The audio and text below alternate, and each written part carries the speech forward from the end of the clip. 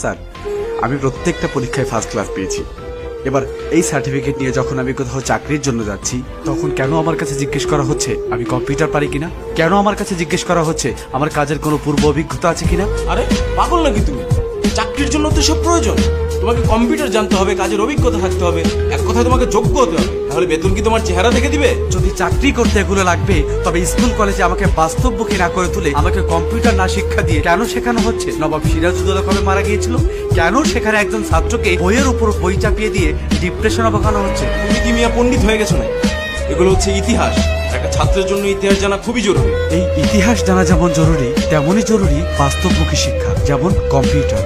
সত্যি কথা হলো স্যার, এই ইতিহাস জেনেই না আজ লক্ষাধিক যুবক চাকরির জন্য রাস্তায় রাস্তায় ঘুরছে। আর আরো সত্যি কথা হলো, ইতিহাসে চাকরি পাওয়ায় না, পাওয়ায় কর্মবিদ্যা। কে কে বলছো তোমার এই বিদ্যালয়ে কম্পিউটার শেখানো হয় না? সেখানে কম্পিউটার আছে, কম্পিউটার শিক্ষক আছে, তুমি শিখো নাই কেন?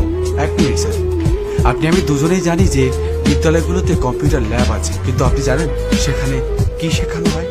সেখানে পুরো বছর জুড়ে শেখানো হয় কিভাবে কম্পিউটার অন অফ করতে হয়। আর নিজে থেকে নতুন কিছু শিখতে গেলে বলা হয় কম্পিউটার হ্যাং হয়ে যাবে।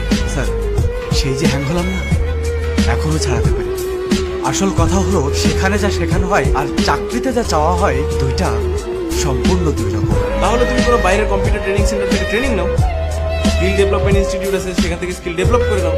তুমি জানো না, হাতের কাজ জানা থাকলে ভাতের অভাব হয় না। তাহলে স্যার, এই যে 18 বছর ধরে আমি মাস্টার্স কমপ্লিট করলাম, তার ভ্যালুটা কি? এই যে সার্টিফিকেট গুলো আমি অর্জন করলাম, এটা কি বাসার দেওয়ালে টানিয়ে রাখার জন্য নাকি চাকরির জন্য? যদি চাকরির জন্য হয়, তাহলে আমাকে কেন চাকরির মতো করে শিক্ষা দেওয়া হলো না? কেন আমার স্টাডি পিরিয়ড চলাকালীন আমাকে কর্মশালার মাধ্যমে চাকরির অভিজ্ঞতা দেওয়া হলো না? আমার শিক্ষায় কেন কর্মমুখী দিক নেই স্যার? শোনো বাবা, এখন সৃজনশীল হয়েছে, পাশের হার বাড়ছে, শিক্ষাঙ্গন এখন অনেক এগিয়ে গেছে। তুমি চাকরি পাও নাই বলে যে অন্যেরা চাকরি পাবে না তা কিন্তু, অন্যেরা এখন যোগ্যতা পাচ্ছে।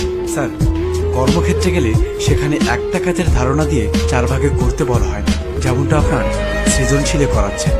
চাকরিতে একটাই কাজ দেওয়া হয়, আর যদি আপনি তা না পারেন, আপনি অযোগ্য। কি আজব স্যার, এরা সৃজনশীল পদ্ধতিতে পড়ালেখা করছে, তবে সৃজনশীল কোনো কর্মক্ষেত্র পাচ্ছে না, আর পাবেও না। পাচ্ছে একটা সার্টিফিকেট। তুমি একটা শিক্ষিত সমাজে দাঁড়িয়ে এসব কথা কিভাবে বলতে? তুমি কি বলতে চাও, এখন শতভাগ শিক্ষার কোনো দাম নেই?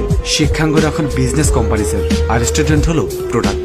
প্রত্যেক বছর এই কোম্পানি থেকে কয়েক লাখ এ প্লাস ব্র্যান্ডের প্রোডাক্ট বাজারজাত করা হচ্ছে। দুঃখের বিষয় স্যার, এখানে কোনো জ্ঞানী গুণী মানুষ বের হচ্ছে না। এদেরকে জাস্ট প্রেশার ক্রিয়েট করে মুখস্থ করিয়ে এ প্লাস পাওয়ানো হচ্ছে। আর আপনাদের এই প্রেশার কুকারে পড়ে ছাত্রদের আশা আকাঙ্ক্ষাগুলো বাষ্প হয়ে উড়ে যাচ্ছে, আর সমাজ সিটি মারছে। তুমি জানো পোলাপাইনের অবস্থা? এখনকার পোলাপাইন খুব দুষ্ট, যে করেই হোক এ প্লাস তো পাচ্ছে। আর শুনো বাবা, এ প্লাস পেলে সব হয়। এ প্লাস কি সব সম্ভব? ভুল। এখন সমাজ রেজাল্টকে এমন অবস্থায় এনেছে যে একজন ভালো ছাত্র যদি এ প্লাস পায়, তার দিকেও আঙুল তুলে বলবে রেজাল্ট কত টাকা দিয়ে কিনেছেন। এ প্লাস দিয়ে কোনো ছাত্রের যোগ্যতা প্রমাণ করা সম্ভব না। হ্যাঁ, তার সম্পর্কে একটা কথা বলতে পারি, যদি সে নকল না করে থাকে, তবে তার মুখস্থ করার ক্ষমতা খুব ভালো, যা কেবল পরীক্ষার খাতা পর্যন্ত সীমাবদ্ধ। আর এভাবে চলতে থাকলে জাতি খুব তাড়াতাড়ি মেধাশূন্য হয়ে পড়বে। বেঁচে থাকবে শুধুই আপনার এ প্লাস।